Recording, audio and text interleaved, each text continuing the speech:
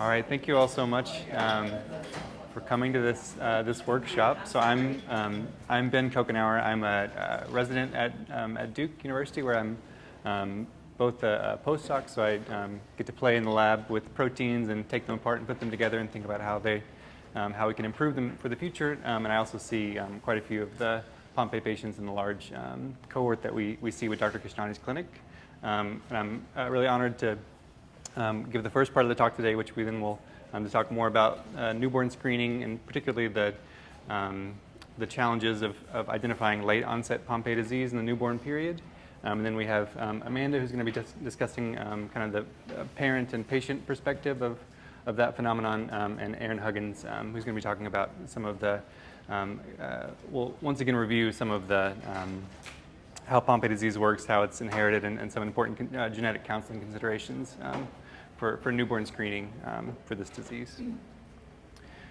All right. So quickly, we're going to go through Pompe disease, which I don't think needs a large introduction or explanation for this audience, and we're going to talk about the experience with newborn screen, which has been a newer phenomenon for this disease over the last couple of decades.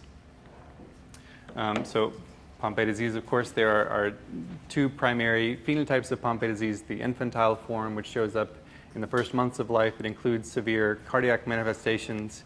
And then from there, it depends if you're a kind of a lumper or splitter. If you want to include everything as late-onset Pompe disease, there are other groups that will call it later-onset Pompe disease, for example, with in Taiwan, or there can be non-classic infantile that may still show up early. So the challenge here is that we really designed something that is to pick up the infantile version of Pompe disease. The newborn screen is designed to pick those patients up so we can start enzyme replacement therapy as soon as possible. We know that the earlier that we start, the better the outcomes are, including now some cases where we've done enzyme replacement therapy in utero, and we've seen really amazing outcomes with that. So the future for infantile Pompe disease and other similar disorders is really starting, identifying early and starting treatment early. As kind of a byproduct, but also very important, we're also identifying patients that have this second phenotype, the late-onset Pompe disease. And the issue currently is that it's very challenging to say which of those patients will present in infancy, in early childhood, in teenage years, or even not until the 7th or 8th decade of life. And so I wanted to go through quickly kind of all of the experience really across the world with newborn screening, and just kind of go through some of the challenges and kind of where we are today. So we'll look at first Taiwan, and then we'll go to who started with the earliest newborn screening program in 2005. And then we'll look at in the United States with New York, Pennsylvania, and Illinois. Duke, the newborn screen just started in North Carolina, so the study we'll talk about there is actually Erin's study. But it was recruiting patients that were identified in other states at a center of excellence for Pompe disease, and then we'll look also at some results from Italy and Japan as well. All right. So first off, kind of pointing out some of the difficulties in identifying infantile from late onset. It would be very nice if we're able, during this newborn screening, to really separate those two phenotypes easily, and to kind of predict who is going to go on to have which symptoms. From enzyme activity alone, we're not really able to do that. So what this graph here is showing, that the infantile onset activity of GAA when you test in blood it really isn't distinguishable from the late onset, or these are patients that were identified clinically, and these are newborn screen identified late onset Pompe disease. But you can tell from normal controls, which is important. This was one of the earliest papers on the newborn screen, so they were looking at ways to improve this, as well as looking at in skin fibroblasts, which of course is a more difficult sample to get than a blood sample. And you can start to get some more predictive power. And if you use glycogen instead of Form U, which is a more natural substrate, again, you're still not really able to distinguish the two. In a follow-up paper, the Taiwanese group, who I believe are in attendance too, so they can also explain their paper better than I can, but they made this nice visualization where they were able to look at the activity level of GAA, which is the size of the circle. They colored in the circles by the phenotype. So these orange ones are the infantile onset.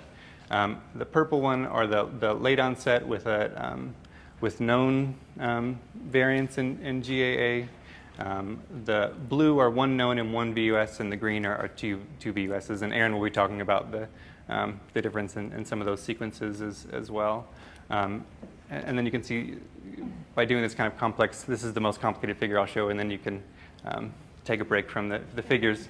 But this one, they're able to essentially, with multiple biomarkers, able to kind of predict which group people can go in and start to move towards that prediction of categorizing the patients. The important things for this session are of the 1 million patients they looked at, they picked up 39 cases of late onset Pompe disease. And of those 39, 1 in 5 were treated with enzyme replacement therapy within the first 2 years of life. And so there is a need, and there is important not to just let these patients go and say, follow up in 10 years and 20 years, but many of these patients do need enzyme replacement therapy and have been started on enzyme replacement therapy. One caveat here is that the more common variants in Taiwan for LOPD tend to be more severe, and so often presenting at like age 25 clinically. And so this is something to consider as we move into other populations where there's greater variability in the onset of symptoms for LOPD. Now moving back to the United States, this is a paper from New York that was looking at not just Pompe, but all lysosomal storage disorders. And so a smaller group, just 18,000 patients that were screened.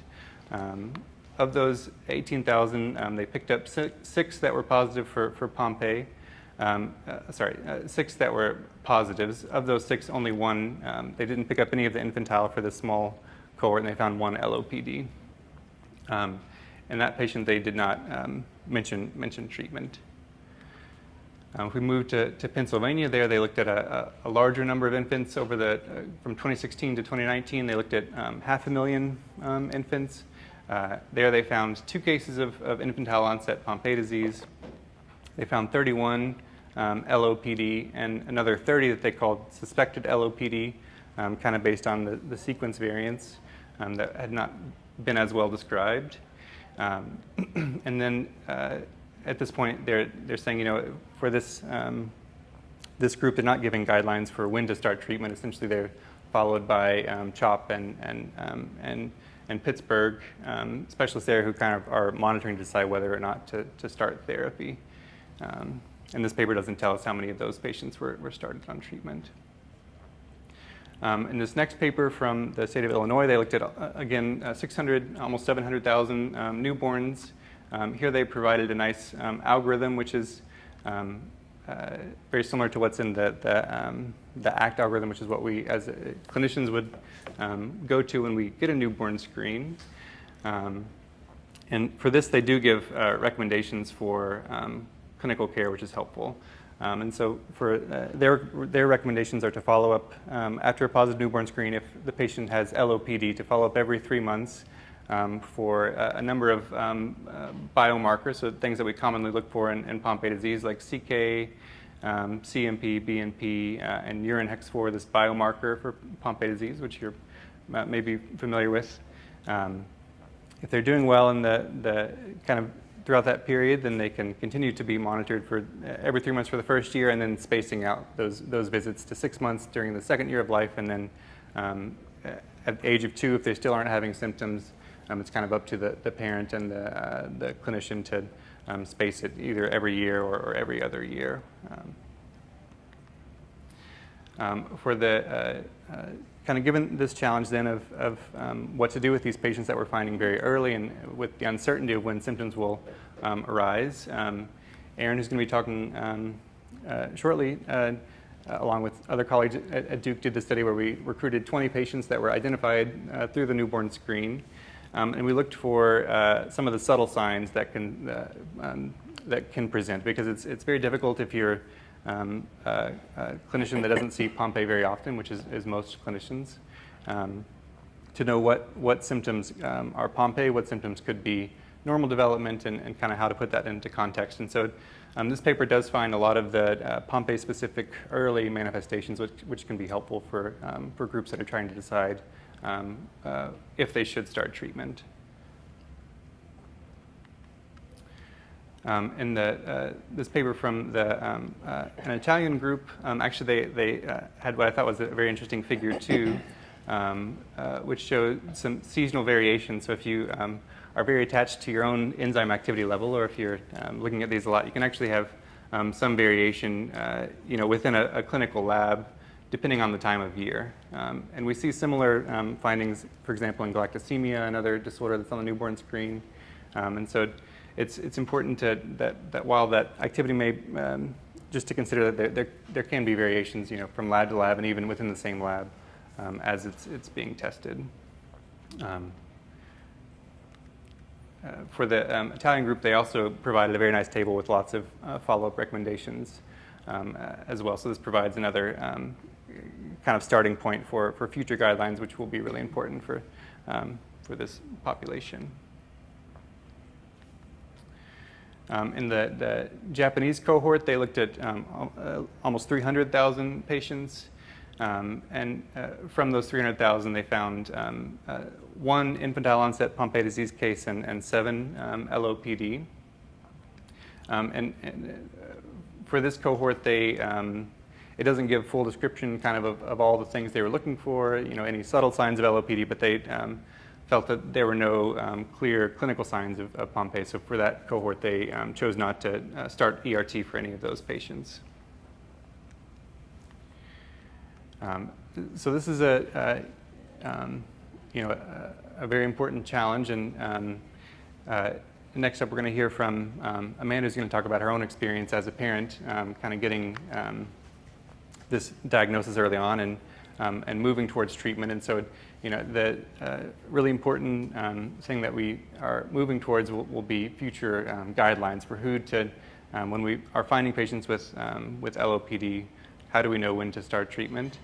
There's a lot of good research going on that will help us kind of identify patients based upon sequence variants. So we're moving towards kind of a genomics-informed or precision medicine approach to really figuring that out. But as you can imagine, there's thousands, at least 1,000 variants, and room for many more variants that we haven't discovered yet. So there's still quite a bit of work to be done. But now we're going to move to part 2. And hear from Amanda. Thanks, Ben. So my name is Amanda Yost, and I'm going to share a little bit about my experience as a parent of a child with late-onset Pompe disease, and we received my son's diagnosis through newborn screening in the state of Ohio. So Marshall was born in December of 2019 following an otherwise healthy pregnancy. We had a very short stay in the hospital. As a matter of fact, I think we left right at the 24-hour mark. And we took home this sweet little redhead over here on the right. Just 4 days after Marshall was born, we received a phone call from our pediatrician indicating that Marshall's newborn screening panel had shown that he was at risk for having glycogen storage disorder type 2. We were told that the geneticist that was in our area had office hours that following day, and that we needed to go and be seen by a somewhat local geneticist in Cincinnati for an assessment for our son. After that appointment, the following day, Marshall had blood work done, and we had to wait about a week. We received a call to confirm Marshall's late-onset Pompe disease diagnosis on December 27th, and so it was a week of worry for us. But what that meant was that we were able to start monitoring our son and his condition very early in life, and so following the confirmation of his diagnosis, it was recommended that Marshall have an evaluation by a physical therapist that was familiar with neuromuscular conditions. And also, we were recommended to establish care with a pulmonologist as well as a cardiologist for ongoing monitoring. The photo here on, depends which way you're standing here, on your right is Marshall. And I included this photo because it shows one of the things that was observed by the physical therapist in that early assessment. And it showed that Marshall's legs kind of splayed out to the side, and he was unable to pull them into midline. One of the other subtle signs of weakness that we saw in our son was that he had a bit of a head lag. So when he was in the lying position and then they pulled him forward, his head would lag quite a bit before being able to then pull it up and somewhat stabilize it. This neck weakness for our son eventually presented with, he really kind of laid his head off to the right quite a bit. My firstborn had torticollis, so tightening in the neck, but that wasn't the case with Marshall. It was actually just that he was too weak to support his head. And then we had to watch him closely for plagiocephaly, or kind of abnormality of the formation of the head. And then in establishing care with our pulmonologist, something that our team did for us locally that I know has not been the case everywhere was that we had a pneumogram done, or a pneumocardiogram. And basically, one of the respiratory therapists from our local hospital came to our home, and they monitored our son's breathing and heart rate during sleep, and that's what you can see here. And I don't know how he slept with that, but thankfully he did, and they got enough meaningful data to let us know that, his heart was beating effectively and that his respirations and oxygen saturation were adequate during sleep. Then at 6 months, Marshall had his first sleep study, and again, that was an experience. My mother-in-law had got Marshall this little giraffe that you squeeze and it played music. In order to get him to sleep the whole night, I stayed awake and I sat there and I squeezed this giraffe repeatedly, because the moment the music would shut off, he would start to stir, and if he didn't sleep long enough, then they wouldn't have enough meaningful data and we'd have to do it again, and I did not want to do that again. So I sat there just squeezing this giraffe the entire night so that way he would sleep. So that was a bit in our first year. We also saw cardiology. Marshall had an echocardiogram done as well as an EKG. Something that we were afforded by this early diagnosis and this early monitoring was that we were able to watch Marshall's lab values and realize these subtle weaknesses that he had, and we made the decision with our care team to move forward with starting treatment within Marshall's first year of life. And so this is that cute, squishy little redhead over here on his very first enzyme replacement therapy. Then over here, I want to point out I think it's KT tape that we put on Marshall's feet. He would drag his toes and trip frequently when he started to walk. And so there was some weakness in the muscles in his feet and lower limbs. And so that KT tape, he utilized that to help engage those muscles or trigger those muscles to pick up his feet. And then in the middle here, you can see infusion 82. I have since taken over my son's infusion process and was trained on that, and we do infusions at home, and that's what that photo is there. Regarding the continued monitoring that we do for our son, you can see here Marshall at one of his cardiology checkups. So he has EKGs annually and then echocardiograms every other year, and really just to ensure the health of his heart. And then this photo in the middle here, so physical therapy in Cincinnati. Locally, we don't have anyone that specializes in neuromuscular, but something that we were able to do was work with those physical therapists that are familiar with kiddos with this condition. And so we had our neuromuscular PTs converse with our local PTs about what should be done for our son locally, so that way he could have those regular PT visits and they would be meaningful for him. And so you can see, a lot of that was play. Even in his first months of life with his physical therapy, one of the things we did was, we used Christmas lights to get him to turn his head one way or the other during tummy time.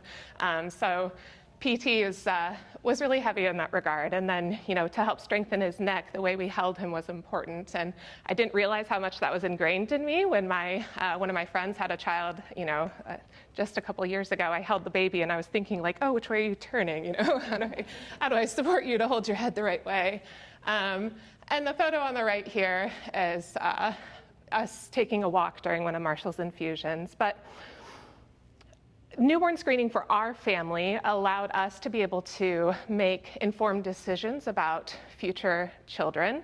And this monitoring also allowed us to have informed conversations with his pediatrician, with his ENT. You know, Marshall still experiences all the things in childhood that any other child would. And so being able to decide, you know, is this Pompe or is this not, is really important. I mentioned the dragging of the toes. As Marshall's strength continued to develop, he was still dragging his toes from time to time, and so his physical therapist thought that maybe it was more of a sensory thing, and so then we were referred to OT for that assessment to determine what sensory needs our son had. And then Marshall had frequent ear infections, and it was decided that he needed to have tubes placed, right? Like any one of our kiddos could have that at any time.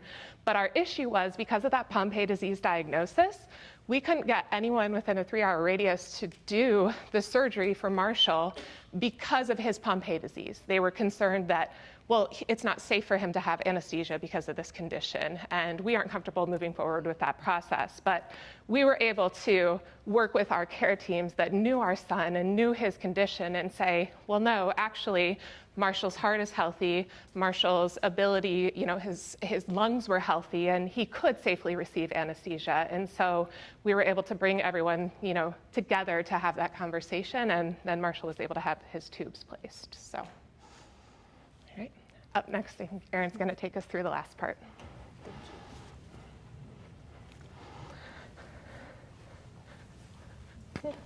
Thanks so much, Amanda and Ben.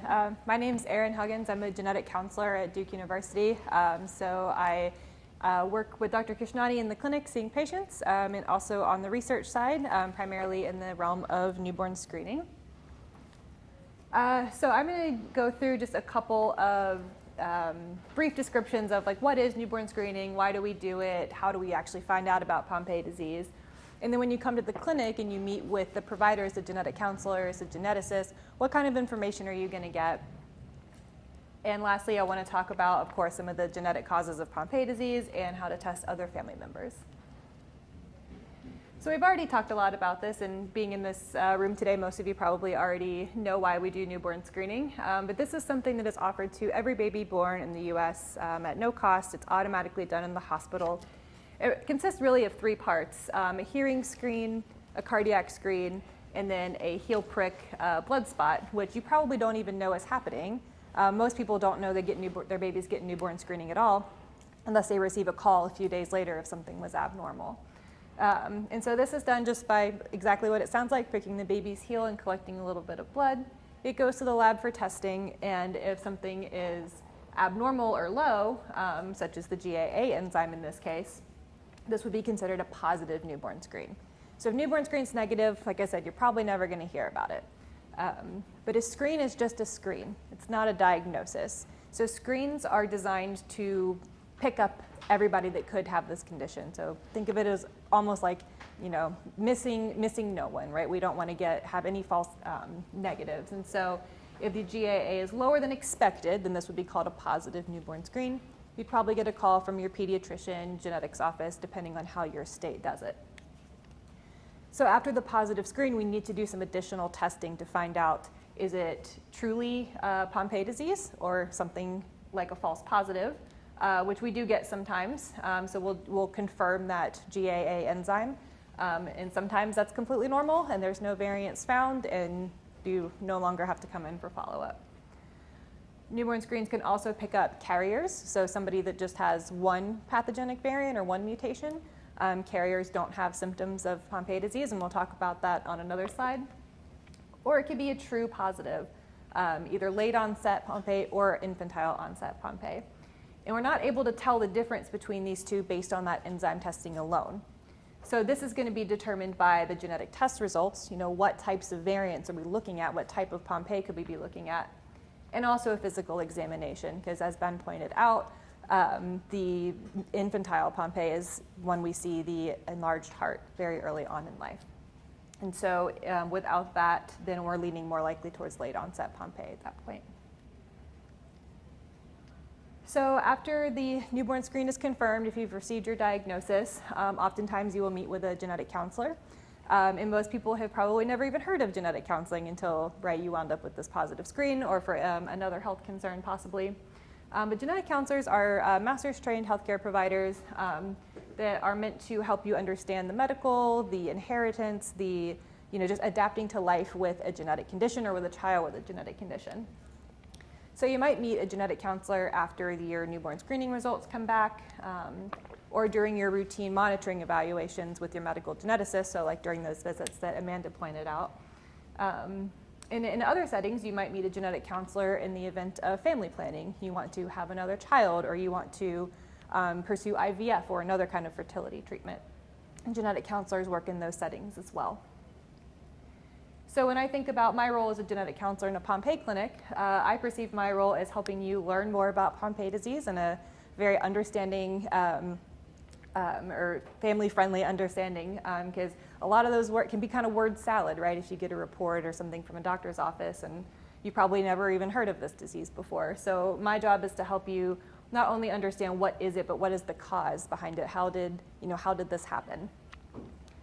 We'll often talk about plans for future pregnancies or for testing your other children. And then just after that, just adapting to life with a diagnosis. So people who've come to see us on multiple occasions, sometimes we're not talking about inheritance or glycogen. We're just talking about how you're doing, how your child's doing, and how I can help you advocate for your child. So in the spirit of that, I have a couple of slides that oftentimes I will show to parents or families newly receiving this diagnosis, kind of my family-friendly approach to what is Pompe disease. So we know that Pompe is a disorder of glycogen metabolism. And glycogen is it's a normal molecule found in our body. It's just stored sugar. And so glycogen gets broken down and used for energy, in brief. And so the muscles, of course, are really big users of energy, and this is where all of this is taking place. So that GAA enzyme we talked about, its normal function is to help break down these glycogens into smaller molecules that the body can use for energy. In the case of Pompe disease, if we have deficient GAA or not enough of it, then those glycogen molecules don't get broken down, and they build up and can cause damage to the cell. And that is what causes the tissue damage or the muscle issues in Pompe disease. So as far as the genetics and what actually causes this to happen, sorry about that, we have to go back a little bit to high school biology, so bear with me for a little while. So these are genetic or inherited conditions. So I think about DNA, zooming out a little bit, is the instruction manual that tells our bodies how to look, how to grow, how to develop. And DNA is made up of individual genes, which are inherited from our parents, so half from mom, half from dad. Each gene in the body has a job to do or contains a specific set of instructions. So you can think about the gene for, like hair color, eye color, things that makes the body look a certain way or function a certain way. The GAA gene is responsible for telling the body how to make that GAA enzyme. So if you have an error or a mutation in the GAA gene that causes it not to be able to read those instructions properly, then it's not able to make appropriate amount of enzyme or not able to make functional enzyme. So you'll hear us use a couple of different words, mutation, pathogenic variant, a change, they all mean the same thing. So when you get a test report back, there's going to be a lot of letters and numbers on there that you're probably going to look at and go, how the heck am I supposed to read this? What those letters and numbers are telling us is where in the gene the mutation is, and also what's actually happening to it. So there are specific variant types we're looking for. So something called a nonsense variant would be one that completely eliminates normal GAA enzyme function. So that's somebody that would have no GAA in their body. And generally that is going to result in more severe disease, and oftentimes we'll hear those referred to as infantile variants. Another variant type is a missense, which we see a lot of those in the GAA gene. And those can actually result in a pretty wide spectrum, all the way from very, very little activity to completely normal activity. And so something that's resulting in normal activity probably isn't going to be reported, but it can be associated with from very mild all the way to severe disease. So in this case, the combination of variants are what's important to us because we're looking at two different variants here. And thus, genetic testing is a very important part of diagnosis in this case. I want to talk a little bit about this variant we talked about in earlier slides, C.-32, -13, T to G, which again, word and number salad, right? So this variant is really common in adults, adult onset Pompe disease, but now we are seeing it, of course, more frequently with newborn screening. It's predominantly found in Europeans and Caucasians, but I've seen it in most ethnic groups. It's referred to as a leaky variant, meaning there is some normal amount of GAA leaking out, or so there's some normal GAA left. And so it's enough that it is protective of the heart and generally results in a milder phenotype. And usually we're going to see this and call it late onset Pompe disease because we don't see that enlarged heart with this variant. So most individuals with LOPD will have this variant plus some second variant. And so that second variant could be just about anything. And even if it's an infantile variant or one of those nonsense variants like I talked about, it's still going to result in late onset Pompe disease. But the difference in that second variant there explains why we see such a wide variety of age of onset and severity, because all those variants can do different things in the body. As far as classification goes, these are other words you might see on your genetic test report. So all of us have lots and lots of genetic variation naturally. That's why we all look different, or different heights, have different bodily, like different metabolisms, all of those things. And so in this case, pathogenic or likely pathogenic is what we're looking for. And that basically just means disease causing. So we know that this variant, this particular genetic change, actually causes an issue in the body. You can have benign or likely benign variants, meaning they might be a normal variation. They don't actually change the enzyme function. They don't actually cause disease. And those are not really going to get reported on a genetic test. The third one, which some of you might be familiar with, is a variant of unknown significance, or a VUS. And a VUS basically just means we don't have enough evidence to classify it one way or the other. So sometimes it's a variant that's never been seen in someone with Pompe disease, but it's also never been seen in healthy individuals, like in control populations. And so when that's the case, it can make it really hard to know whether or not it's actually going to cause disease in a patient. With the rise of newborn screening, we're getting a lot more of these VUSs popping up. And as we've discussed so far, the phenotype or the symptoms aren't really present super early in life from the newborn period. So sometimes it's really hard to make a call. Does this child actually have Pompe disease, or are they just a carrier? And again, this is just a kind of reminder about the combination of the variants being very important and what helps us distinguish between late onset and infantile onset. So for visual people like me, I don't know if you guys remember your Punnett squares from back in, again, high school biology class. So this is just one way I like to show how two parents can have a child with Pompe disease. So if we're thinking of having two copies of the GAA gene, we've got a big G, a normal working copy, and a little g, one with a mutation. So somebody with big G, no mutations, not a carrier, Pompe disease. Somebody with a big G, little g would be a carrier, they just have one mutation. And two little g's would be somebody that has Pompe disease. So let's say this is mom, or one parent, with big G, little g, so that's a carrier. And dad with the same thing. So neither of these people have Pompe disease, they're just carriers. So there's one of four possibilities that can happen. One is that both parents give their big G when they go to have a baby, and that child does not have Pompe disease, is not affected, not a carrier. Alternatively, one parent gives their big G, so in this case, this one's coming from, we'll say dad, and in this case, this one's coming from mom, and the other parent gives their little g. These children would be carriers, so there's a 50% chance of that happening. The other possibility is that both parents give their little g, and then this child would have Pompe disease. Again, a little bit of a different view of what that might look like. So 25% chance, right? 1 in 4 chance of having a child with Pompe disease, and that's with each pregnancy. So a common question I get is, oh, I've already had one child with Pompe disease, so that means I won't have any more, because it's 1 out of 4, but that resets each time. So that chance is the same for every single pregnancy. This is described as an autosomal recessive condition. So autosomal means it affects males and females, and recessive meaning it requires those two variants to actually cause the disease. And so like I mentioned, carriers of Pompe disease aren't expected to have any symptoms or show any symptoms of the disease. But in some cases, a parent of a child with Pompe disease is actually found to have it themselves. And I'll show you guys how that happens in the next couple slides. So generally, after a child is diagnosed with Pompe disease, there's a couple of things that happen. The first one is I get asked, okay, well, we want to have another baby. What are our options here? And so there are several different options for pregnancy and family planning in the setting of a known condition. So one of these is to pursue what's called pre-implantation genetic testing, or PGD. And this requires the mother to undergo in vitro fertilization, or IVF,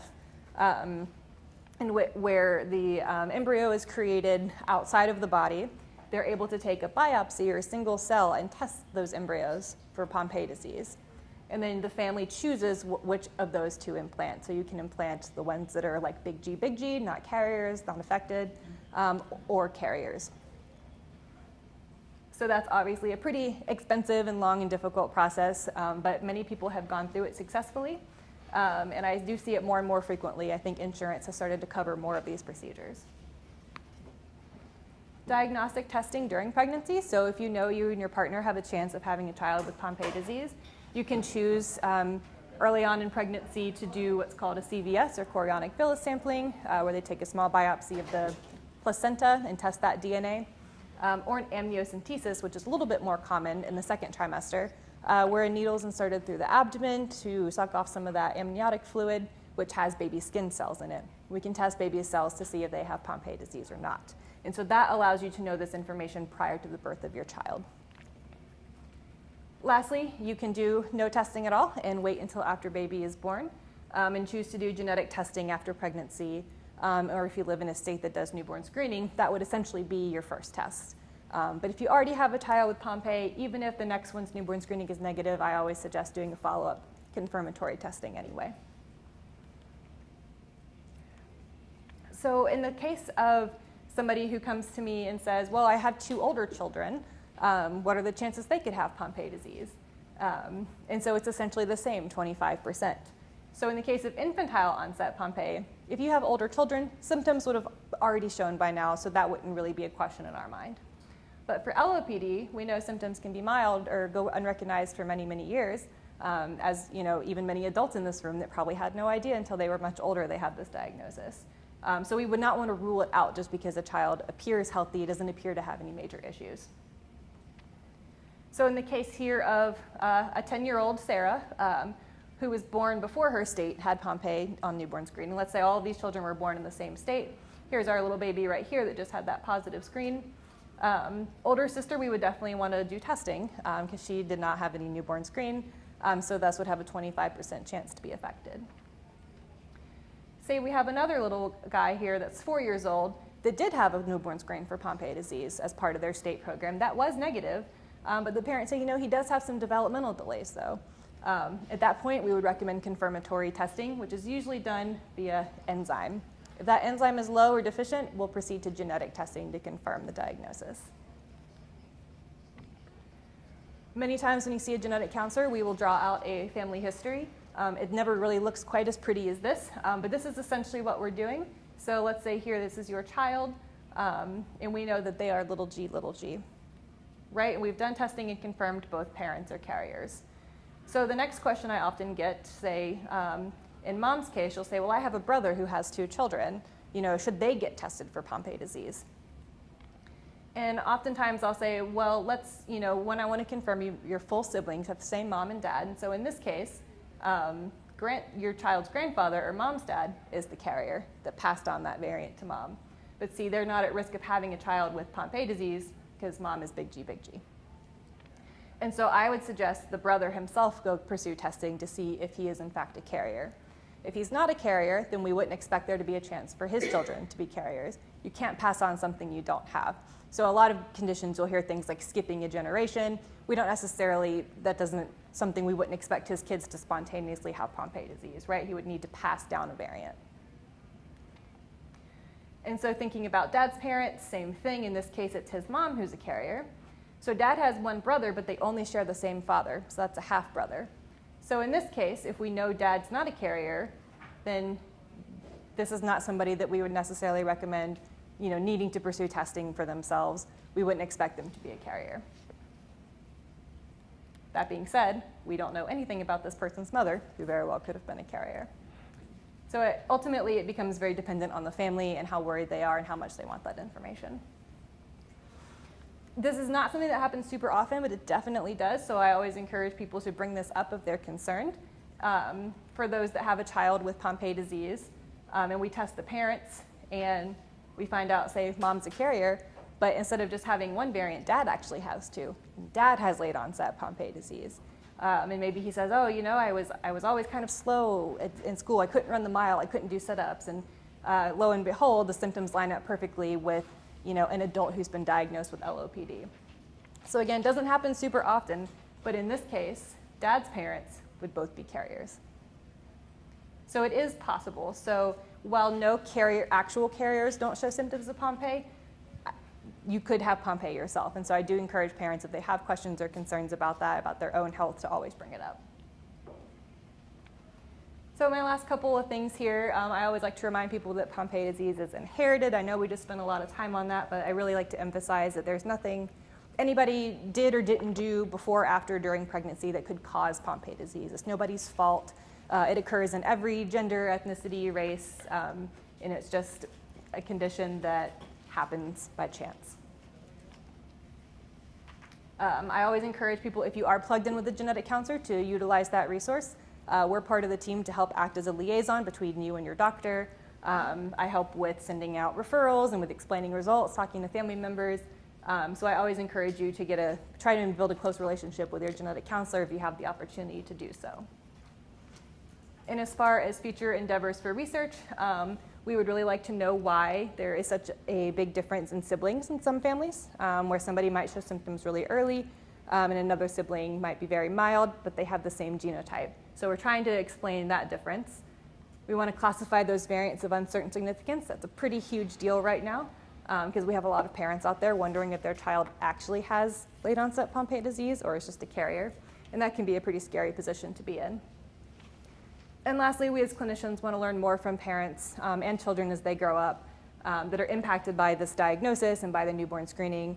I talk to a lot of families that get this phone call that they describe to me as very traumatic, very difficult to process, and even many years down the road still struggle with this, this event that happened in their lives. And so one thing I'm really motivated to do is find out what we can do as clinicians to improve that experience for everybody.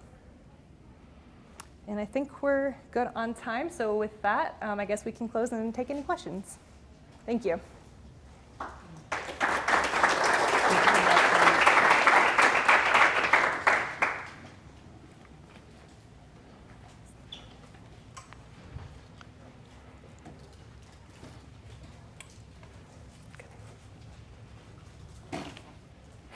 Where are you going? Does anybody have any questions, comments? Yes. Arnold Russo from the Erasmus University. What is the chance that I'm a carrier? I'm sorry? What is the chance that I am a carrier? That depends on who you ask right now. In the United States? In the United States, I think as far as carriers go, I think we use the numbers from the Dutch study, 1 in 140 of the IVS variant. 1 in 1? 140. That's the incidence of Pompe. For the carrier incidence. I don't know the carrier incidence off the top of my head for the US. It's around 1 in 80. So 1 in 80 people you see in the subway is a carrier of Pompe disease. Did you ever consider to be a screen for carriership in Pompe disease?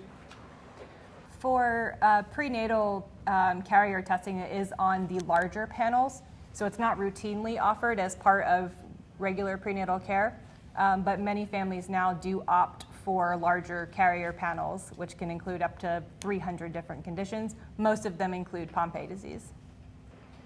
Because I know a company that's screening for 500 different genetic diseases, at the cost of $400 US. And they screen for carriership. So if you meet a nice girl, Yes, can you boast you can. for carrier screening and then prevent Pompe disease?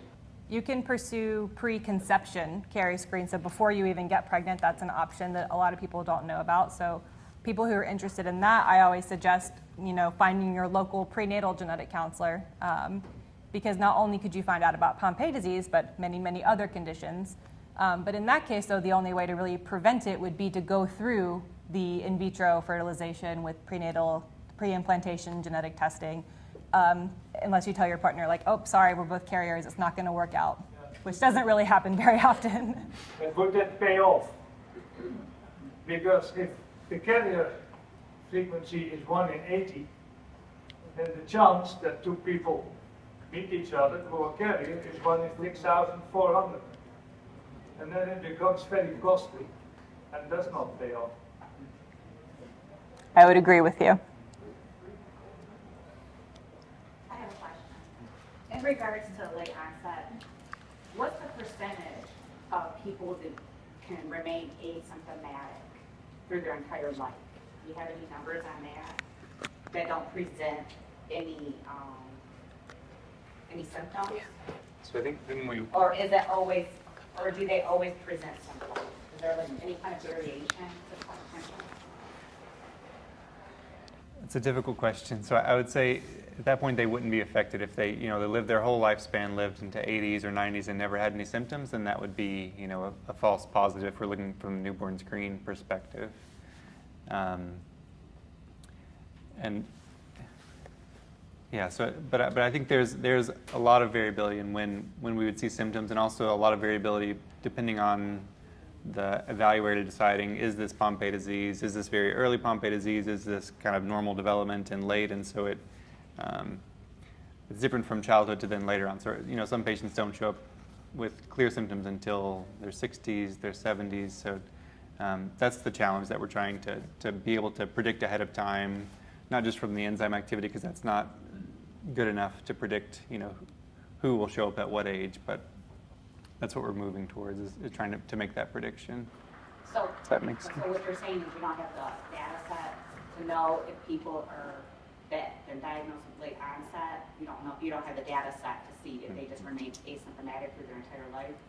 So from the perspective of newborn screen, it started in 2005, so we don't have 80 years of follow-up to do that. We have a lot of data sets, so we do have a lot of data broadly on enzyme activity, mutation type, and how those correlate then with symptom onset. Some things that we've been doing at Duke, but also many groups around the world have been working on that exact question. One thing that we've been looking at is dual diagnosis in Pompe. So you can have Pompe disease and you can have every other thing that you can have as a human, right? So that can be genetic disorders, that can be non-genetic conditions. But patients with genetic disorders are actually at higher risk for a second genetic condition. So the rate is about 2 to 4% of every patient with one that has a confirmed genetic condition actually has more than one genetic condition. And that can be because sometimes the risk factors for the first genetic condition may be risk factors for other genetic conditions as well. So we've been putting together a large cohort of patients to try and search for those other diagnoses to figure out, is that messing up some of the data where we're seeing very early symptoms, but you could actually have multiple conditions that are giving those features, and how to tease that apart. So without population-based genetic testing, I think it would be difficult to know who might be out there without symptoms. But I think on the flip side of that, with newborn screening and realizing individuals who do carry two variants, there is work being done regarding phenotypic presentation in late onset. And so, questions that I guess can be answered currently would be highlighting what that phenotypic presentation looks like. And I think Erin would be the person to speak to that. I just asked the question, is it asymptomatic or pre-symptomatic? Or is it asymptomatic because you come to me and say, I feel fine, but if we do a 6-minute walk test, if we do a pulmonary function test, if we do all of our things, do we actually notice some deficits that maybe you didn't notice because you've lived your whole life this way? And so I'm always cautious about the term asymptomatic and what does that really mean and how did we come up with that? Yeah. Comment for Amanda. Yeah. I'm a pediatrician. I work with children with classic infantile-onset disease. And what you said of the difficulty in finding someone who would perform the operation during your child, I relate to that, and it's I think a daily struggle for clinicians. So it's a struggle on your side as a parent, but also on us. And we always have these, unfortunately, we always find these colleagues who work a bit against us and don't want to do an operation because your child has Pompe disease. So I mean, I really feel this on I think both sides, and I think it's something we have to work on. Yeah. So that's just a comment. Yeah, thank you for that. We went through 3 ENTs before receiving a recommendation of someone who was willing to, have a seat at the table with our care team. And that ENT just listened and said, so you're telling me Marshall is healthy enough to undergo this procedure? No problem, let's get him on my schedule. And that was so refreshing. So, yeah. I have several questions. Okay. What is an ENT? Oh, thank you. Ear, nose, and throat specialist. I'm so sorry, Lucy. Yes. Sorry. I don't mean to do that. Yes. Yes. Secondly, on the anesthetic side, what is it that scares the experts about Pompe that they don't want to operate? Ben? There's often fears about kind of neuromuscular disease in general having poor response to anesthesia. Depending on the disorder, there can be risks for very bad responses. So I don't think of Pompe as being one for malignant hyperthermia, but there are other conditions where, you could have essentially life-threatening response to like propofol or typical anesthetic, and so it can make surgeons and anesthesiologists kind of nervous. The other thing too is we obviously we're talking about Pompe, but there's a large group of rare disorders, and for physicians that don't specialize in rare disease, which you can probably speak to, that's the big fear is that they learned about it once in medical school and they never saw it, and they may never see it again. And so I'm very busy. I don't have time to learn each eponym, and so that each named disease for some person. Or each gene name, that we're moving now to gene name disorders.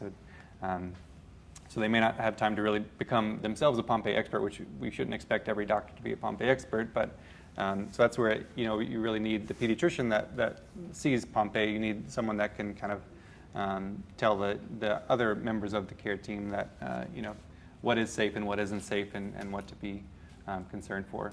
A challenge in the newborn screening with LOPD is now patients that may not have, certainly some will have symptoms early on and need treatment. Some may not need treatment for a very long time, but they're going to have a label of this disease that all these people are scared of and they don't know what to do with, and so it becomes an issue for the families that they have a condition that's not causing issues right now, they need to watch for in the future. And it kind of is sticking in your medical chart and making your life difficult. Can I thank you? Yeah, sure, yeah. You showed us statistics from the States, from Japan, Taiwan, Italy. Where else in the world is newborn screening being done? Yeah. Of course, as you might hear, I have an accent, so I'm thinking Europe. In Europe, we may have, it's like some, so I don't know, do you know where else Erin may?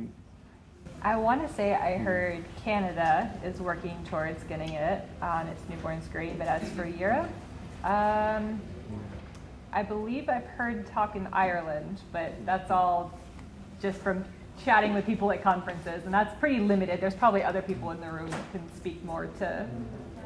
I'm cheating a bit. I read an article that it was available in 8 countries in Europe. Austria was one of them. That makes sense. But I hoped that you had bigger antennae than I did. Mm-hmm. I know we had some trainees that came from, not Croatia, were they from Slovenia? From the country, it depended like country by country. because not every country will have, a system for newborn screening to be free for everyone in the country. So some countries it's private versus public hospital. If you're able to pay for a newborn screen, then you get the newborn screen, which is an issue. But yes, we would hope, as we're seeing more success here and as things are clarified here and elsewhere where it's being done, that we'd be able to move, to more countries. And So we are nearing time. Are there any other brief questions that we could answer before we close? Yeah. Can I just piggyback off that real quick? In the U.S., how many of the states are doing it? 46. 46. Yeah, I know. It was 43 not long ago. North Yes. Carolina was just last year. So. Yeah. Any other questions? I know you, yeah. I was just going to say that I found her question very interesting. And I'm a physical therapist, if you want to talk about that a little bit later. I agree with what Erin said, but I think it's a really intriguing question. Like, I'd love to meet a 95-year-old who never up in anything and who really looking at for some strange reason. So, yeah, I think, as Erin said, because the testing is training. There's a range in people in the world, right? And so if you test someone, and I know from the measures that we do in physical therapy, so you're going to be scored in a way that, okay, you're this 25th percentile, or you're it's very black and white when it comes to that. So it's really, it's a question that intrigues me a lot, because I wish I knew whether it was possible. I have no idea. I wish I knew whether it was possible that you could have it and never, but what I would rely on is never show a symptom, and also even if they did MRI of the muscle, also totally intact. I mean, I would be really curious to know that. Or what's the triggers? What triggers it to come out? What causes the late onset? What are the triggers to make it come out at different, for different people, different times? The different rate of progression. I think that's a really good question. Like what age? Like what would somebody have a stressful event, lack some kind of vitamin, or what was the trigger to come out? So we do sort of know. So that the primary difference is whether there's no enzyme at all. So the enzyme is just kind of like a machine. You have pieces of sugar that you build up, make this big bush of glycogen, which is a ton of sugar altogether. And this enzyme, this protein, this machine goes in and it pulls off little pieces of sugar, and that goes to your bloodstream. And you build it, and you break it down. You build it, you break it down. Some people, the infantile form, have no machine to go and break it down. So it builds up, and then causes lots of issues very early. Other people, a machine sort of works sometimes, or the machine shows up sometimes, and that's depending on kind of how much of it is showing up, how well it's working. That is really, mechanistically the main variability. That's the main factor that differs between patients on the GAA, of the machine itself. On top of that, you can have tons of other things across, the entire body. It's very complicated and hard to know. But that's right now we've focused on GAA, and eventually we're trying to move towards, what other genes are also impacting. So are there other things in the pathway of building and breaking sugar that could be involved? And others have looked at that and not found a great answer. But we're now that we're doing, very broad genome, exome sequencing to look for these things, that's where the future will be to try to answer that. An excellent question, like within the patient, what's protecting or making them, worse off early on. All right. Okay. All right. Thank you all so much. Oh. Can I add to this? Because the LOPD is really an extremely broad spectrum. Very, yes. And in the past, it wasn't like that. LOPD started after reaching adulthood. And there were categories of patients in between. They were called juvenile forms of Pompe disease in childhood. Yeah. And on the basis of enzyme activity, we were able to discriminate between these forms in 95% of cases. And nowadays, combining enzyme diagnostic procedures with DNA diagnostic procedures, I think you can predict onset very early in childhood. You can distinguish from the much later in adulthood. And if you just say it's LOPD, then you're lost. Because then you don't know any longer. And you don't search any longer. And if you have this very common variant, who's looking for the second variant? Because in that gene, there's a second variant. And if you have that second variant, onset is usually early. Yeah. or complex alleles. Yeah. Which isn't being done.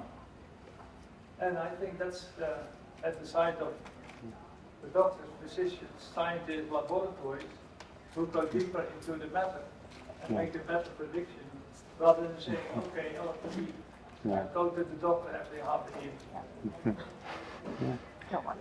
I think that's where we're moving, but yeah, I also would like to have more names than LOPD and IOPD, but yeah, it's a good comment. All right, well, I think we'll take a break so we can keep on time for Laura's session here next.